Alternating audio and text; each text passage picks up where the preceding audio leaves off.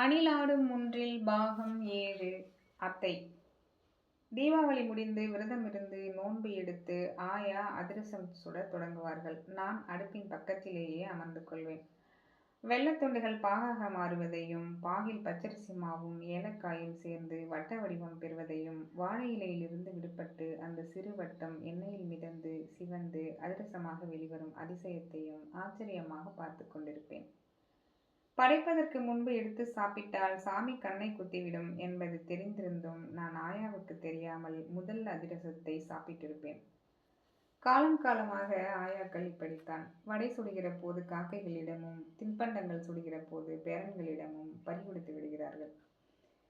அதற்கு பிறகும் 4-5 அதிரசங்களை எடுத்துக்கொண்டு இரவு உறங்குகையில் கனவில் வந்து கண்ணை குத்த வரும் சாமியிடம் மன்னிப்பை கேட்டுவிட்டு விளையாட காத்திருக்கும் கூட்டாளிகளை தேடி சென்று விடுவேன்.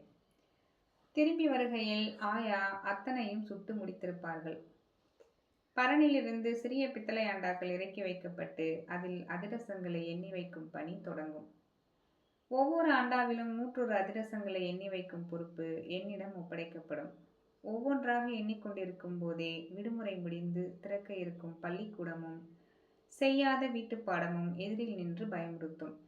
அதிரசங்களை எண்ணுவதைப் போலவே அல்ஜிப்ரா கணக்கும் சுலபமாகவும் தித்திப்பாகவும் இருக்கக்கூடாதா என்று நினைத்துக் கொள்வேன்.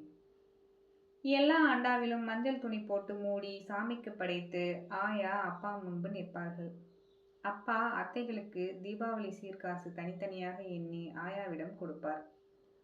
அப்பாவுடன் பிறந்தவர்கள் 2 அக்கா, 2 தங்கை என 4 பேர். 4 அத்தைகளின் வீடுகளுக்கும் அண்டா நிறைய அதிரசத்துடன் சீர்காசும் எடுத்துக்கொண்டு ஆயாவுடன் நானும் கிளம்புவேன். முதலில் பெரிய அத்தை வீடு. பெரிய அத்தை அப்போது திருத்தணியில் வசித்து வந்தார்கள். குடும்பத்தின் முதல் பெண். ஆயாவுக்கும் அத்தைக்கும் 15 வயதுதான் வித்தியாசம். ஆகவே இருவரும் பார்ப்பதற்கு அக்கா தங்கை போலவே இருப்பார்கள். அந்த காலத்தில் PUC முடித்து சமூக நலத்துறையில் கிராம சேவகியாக வேலை செய்தார்கள் அத்தை. கிராமம் கிராமமாக சுற்றி வரும் பணி. குடும்பத்தின் முதல் புரட்சி பெண் என்கிற பட்டத்தை வாங்குவதற்காக தபால் துறையில் வேலை செய்த மாமாவை அத்தை காதலித்து திருமணம் செய்தார்கள். சாதி விட்டு சாதி தாவி நடக்கும் காதல் திருமணங்கள் 1960களில் கொலை குற்றத்தை விடவும் கடுமையானதாக கருதப்பட்டது. ஆதலால் அத்தை வாங்கிய புரட்சி பெண் பட்டம் எங்கள் பங்காளிகளுக்கு பிடிக்காமல் போனது. அதற்கடுத்து 20 ஆண்டுகள் எந்த விசேஷத்துக்கும் அழைக்காமல் எங்கள் குடும்பத்தையே தள்ளி வைத்திருந்தார்கள் பங்காளிகள். ஏதோ ஒரு பங்காளியின் மரண வீட்டில் மீண்டும் எல்லோரும் இணைந்தார்கள். எல்லோரையும் இணைக்கும் ஒரே புள்ளி காதலுக்கு அடுத்து மரணமாகத்தானே இருக்க முடியும். பெரிய அத்தை பத்திரிகைகளில் வரும் தொடர்களை கத்தரித்து பைண்டிங் செய்து திரும்ப திரும்ப எடுத்து படிக்கும் பழக்கமுடையவர். வளையம் வளையமாகவும் கலராகவும் விற்கும் வயர்களை வாங்கி வந்து திண்ணையில் அமர்ந்து கைப்பிடி வைத்து கூடை பைகள் பின்னுவார்கள். தான் வேலை பார்க்கும் அத்தனை கிராமங்களுக்கும் என்னையும் உடன் அழைத்து சென்று மதிய வேளைகளில் புகையடர்ந்த உணவகங்களில் பிரியாணி வாங்கி கொடுப்பார்கள். கமல், ரஜினி நடித்து வெளிவரும் திரைப்படங்களுக்கு முதல் நாளே கூட்டிச் சென்று பாடல் காட்சிகளில் கதாநாயகி எத்தனை உடை அணிந்திருந்தாள் என்று எண்ணி 17 ட்ரெஸ் மாத்தியிருக்கா என்று சொல்லி ஆச்சரியப்படுவார்கள். பெரிய அத்தை தான் தனக்கு பின் இருந்த தங்கைகளையும் தம்பியையும் படிக்க வைத்து திருமணங்கள் செய்து வைத்தார்கள். காதலை கொடுத்த திருமணம் அத்தைக்கு குழந்தையை கொடுக்கவில்லை. நான் பிறக்கும்போது என்னை தத்தெடுத்துக் கொள்ள போவதாக அம்மாவிடம் அத்தை கேட்டார்களாம். தலைச்சம்பிள்ளைய யாராவது தத்து கொடுப்பாங்களா என அம்மா தர மறுத்து விட்டார்களாம்.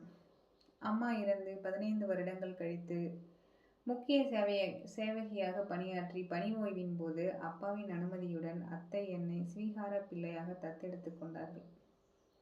பக்கத்து தோட்டத்துக்கும் சேர்த்து பூக்கும் ரோஜாவாக நான் மாறினாலும் வேரையும் வேரடி மண்ணையும் யார் மாற்ற முடியும்?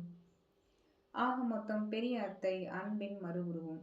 நெல்வயலில் ரோஜா கூட கலைதான் என்று எழுத்தாளர் ப. ஜெயப்பிரகாசம் ஒரு சிறுகதையில் எழுதியது போல அதிகப்படியான அன்பும் சுமைதான் என்பதை அடிக்கடி நான் உணர்ந்தும் குடைப்பிடித்தபடி அதன் அன்பு மழையில் நனைந்து கொண்டிருப்பேன். அடுத்தது 2வது அத்தையின் வீடு. காஞ்சிபுரத்தில் கலெக்டர் ஆபீஸ் பக்கத்தில் வீடு. ஆகையால் எங்களுக்கு கலெக்டர் ஆபீஸ் அத்தை. இந்த அத்தை எப்போதும் எங்களை விட்டு கொஞ்சம் தள்ளியே இருப்பார்கள். உயர்நிலைப் பள்ளி ஒன்றில் டீச்சர் வேலை செய்து வந்தார்கள்.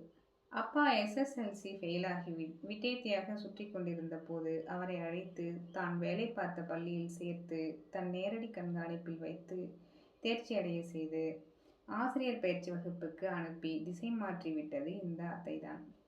இப்போதும் என்னை பார்க்கும் போதெல்லாம் விட்டிருந்தா அவங்க அப்பன் கள்ளச்சாராயம் காய்ச்சறவன் கூட சுத்திட்டு இருந்திருப்பான், நான் தான் படிக்க வச்சு வேலை வாங்கி கொடுத்தேன் என்று பெருமையாக சொல்லும்.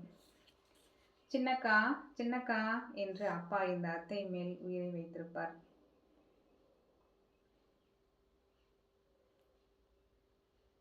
எப்போது தீபாவளி சீர் எடுத்து சென்றாலும் இதை யார் எங்க சாப்பிடுவா, இருக்கிறதையே சாப்பிட முடியல என்று அங்கலாய்ப்பார்கள். ஆனால் எங்கள் முன்பாகவே அவற்றை பாகம் பிரித்து பக்கத்து எதிர் வீடுகளுக்கு அம்மா வீட்டிலிருந்து வந்துச்சு என்று கொடுத்து விட்டு வருவார்கள். பெருமைக்கு பின்பு இருந்தும் அன்பு பீரிடத்தானே செய்கிறது.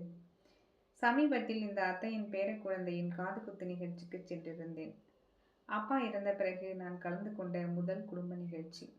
என் தம்பிக்கு பதிலாக தம்பி பையன்தான் தாய்மாமனா இதை கொடுப்பான் என்று சீர்வரிசை தட்டை என் கையில் கொடுத்து சம்மந்தியிடம் கொடுக்க சொன்னார்கள். ஒரு கணம் நான் அப்பாவாக மாறி மீண்டும் நானானேன். மூன்றாவது அத்தை அப்போது தாம்பரத்தில் வசித்தார்கள். இந்த அத்தை மாமா அப்போது தாம்பரத்துக்கு பக்கத்தில் கார் தயாரிக்கும் தொழிற்சாலை ஒன்றில் வேலை செய்து வந்தார். பல வருட வேலை நிறுத்தத்துக்கு பின் தொழிற்சாலை மூடப்பட்டு பின்பு எங்களுடன் வந்து அத்தையின் குடும்பம் வசிக்க ஆரம்பித்தது. வாழ்ந்து கெட்ட குடும்பத்தின் வைராகியத்தை இப்போதும் இந்த அத்தை முகத்தில் பார்க்கலாம். ஒவ்வொரு முறை ஊருக்கு செல்லும் போதும் சம்பாதிக்கும் போதே ஏதாவது இடம் வாங்கி போடு, என்ன மாதிரி விட்டுடாத என்று அறிவுரை சொல்வார்கள். இப்போதும் நான் வாடகை வீட்டில் வசிப்பது குறித்து எல்லா சொந்தங்களைப் போலவே இந்த அத்தைக்கும் பெரும் வருத்தம். பூமியே ஒரு வாடகை வீடுதான் என்பது கவிஞனின் பெருமிதம். நான்காவது அத்தையின் வீடு வந்தவாசியில் இருக்கிறது. நான் பிறந்த போது இந்த அத்தைக்கு திருமணமாகவில்லை. ஆகையால் என் பால்ய காலம் இந்த அத்தையின் விரல் பிடித்து வளர்ந்தது. அத்தைகளால் வளர்க்கப்படும் குழந்தைகள் தேவதைகளால் ஆசீர்வதிக்கப்பட்டவர்கள். இப்போது நினைத்தாலும் தாவணி அணிந்த ஒல்லியான அந்த பழைய அத்தையின் முகம்தான் எனக்கு ஞாபகம் வரும். தன் தோழிகளுடன் கோயிலுக்கு போகையில், டென்ட்டுக்கு படம் பார்க்க போகையில் துணைக்கு என்னையும் கூட்டிச் செல்லும். ஜான் பிள்ளை என்றாலும் ஆண் பிள்ளை அல்லவா. பிள்ளை பருவத்தில் நான் செய்த குறும்புகளை இந்த அத்தை ஒவ்வொன்றாக சொல்ல சொல்ல நாளெல்லாம் கேட்டுக்கொண்டே இருப்பேன். ஒரு முறை இந்த அத்தைக்கு கல்யாணமான புதிதில் மாமாவுடன் சினிமாவுக்கு போகையில் என்னையும் கூட்டிச் சென்றார்களாம்.